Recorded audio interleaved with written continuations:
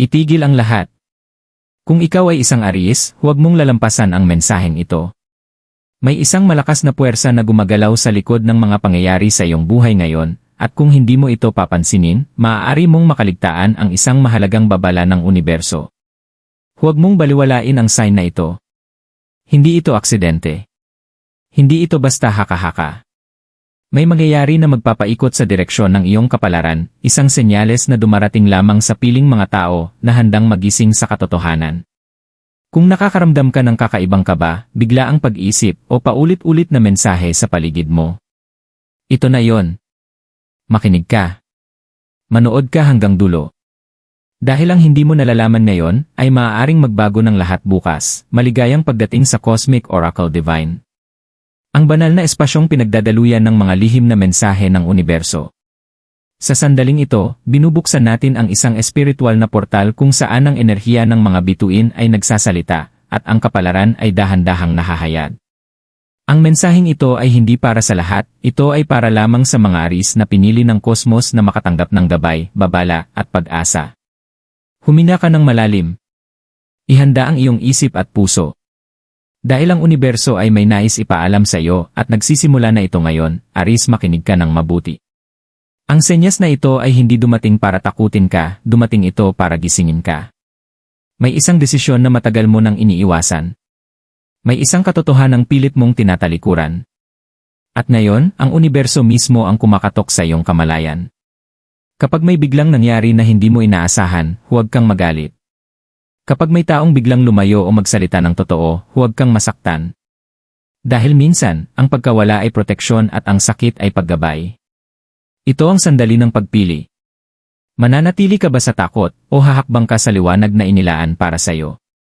Kung nararamdaman mo ang bigat sa dibdib ngunit may kakaibang pag-asa sa puso, iyan ang tanda na ikaw ay nasa tamang landas. Aries, sa likod ng lahat ng iyong pinagdaraanan, may isang mas malalim na katotohanan na nais ipaalam sa iyo ng universo.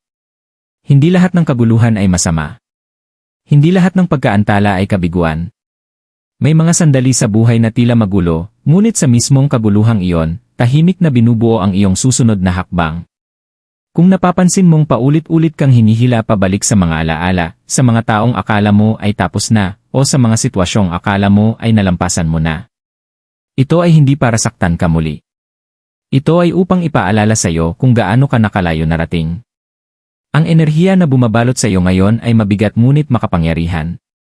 Parang may isang pader sa iyong harapan, at sa likod nito ay may nakatagong pintuan. Hindi mo ito makikita kung patuloy kang tatakbo palayo sa takot. Makikita mo lamang ito kapag huminto ka at hinarap ang iyong sarili. May isang mensahe ang universo para sa iyo, Aries. Hindi ka pinaparusahan, ikaw ay inihahanda. Ang mga pagsubok na dumarating ngayon ay hindi para wasakin ka, kundi upang alisin ang mga bagay na hindi na dapat manatili sa iyong buhay. Mga maling koneksyon. Mga pangakong walang laman. Mga pangarap na hindi natugma sa iyong tunay na layunin. Kapag may isang biglaang pagbabago na maganap, huwag mo itong labanan. Ang paglaban ay magdudulot lamang ng pagod. Ang pagtanggap ay magbubukas ng bagong landas. Pakinggan mo ang iyong intuition. Hindi ito sisigaw, ito ay bubulong. At kung handa kang makinig, maririnig mo ang malinaw na direksyon na matagal nang naghihintay para sa iyo. Aries, ikaw ay nilikha para manguna, hindi para manatiling nakatali sa nakaraan. Ang apoy sa loob mo ay hindi naglaho, panandalian lamang itong natakpan.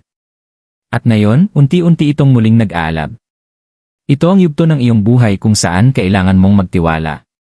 Hindi lamang sa universo, kundi sa sarili mong lakas. Dahil ang susunod na mangyayari ay hindi aksidente. Ito ay resulta ng lahat ng iyong tiniis, natutunan, at piniling hindi isuko. Aries, may isang mahalagang bagay na kailangan mong maunawaan sa sandaling ito ng iyong buhay. Hindi lahat ng pintuan ay binubuksan sa pamamagitan ng lakas. May mga pintuan na kusang bumubukas lamang kapag handa ka ng bitawan ang mga bagay na matagal mo nang pinanghahawakan. Kung ikaw ay napapagod na, hindi ito dahil mahina ka. Ito ay dahil matagal kang naging matatag para sa mga sitwasyong hindi na dapat ikaw ang nagdadala.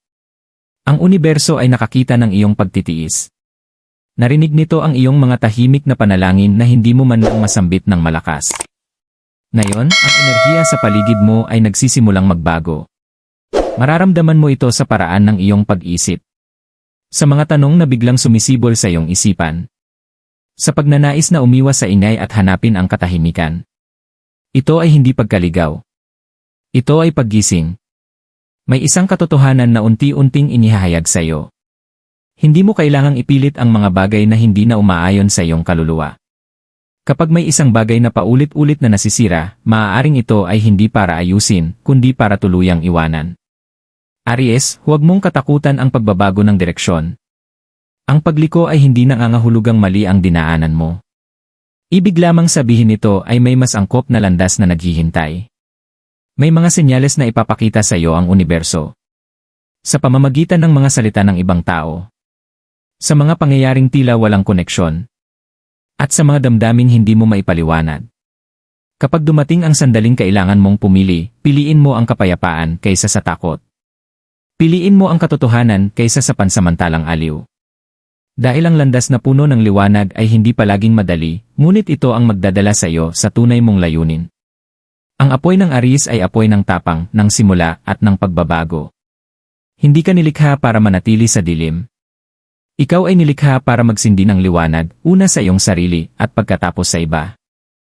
At tandaan mo ito. Kapag tila tahimik ang paligid, iyon ang sandaling pinakamalakas ang kilos ng universo. May mga bagay na inaayos nang hindi mo nakikita. May mga sagot na paparating sa tamang oras. Magtiwala ka. Manatili kang gising. Dahil ang susunod na yugto ng iyong buhay ay mas malalim, mas malinaw, at mas makapangyarihan kaysa sa iyong inaakala. Aries, habang papalapit ka sa susunod na yugto ng iyong buhay, may isang paalala ang universo na hindi mo dapat kalimutan. Hindi mo kailangang madaliin ang proseso. Ang mga bagay na tunay na nakalaan para sa iyo ay darating ng may katahimikan, hindi sa pamamagitan ng pilit. Kung minsan, mapapansin mong tila wala pang nangyayari. Parang tahimik ang paligid. Ngunit huwag kang malinlang sa katahimikang ito. Dahil sa likod nito, may mga puwersang gumagalaw, inaayos ang mga detalye, inihahanay ang mga tao, at binubuo ang tamang sandali para sa iyo. May mga tanong na matagal mo nang dala sa iyong puso. Mga tanong tungkol sa iyong direksyon, sa iyong halaga, sa iyong hinaharap. Ang sagot sa mga ito ay hindi manggagaling sa ingay ng mundo, kundi sa katahimikan ng iyong sariling kaluluwa. Kapag pinili mong magtiwala, mararamdaman mo ang gaan. Kapag pinili mong bumitaw, makikita mo ang liwanag. At kapag pinili mong maniwala sa sarili mo, doon magsisimulang magbukas ang mga pintuang dati ay tila sarado.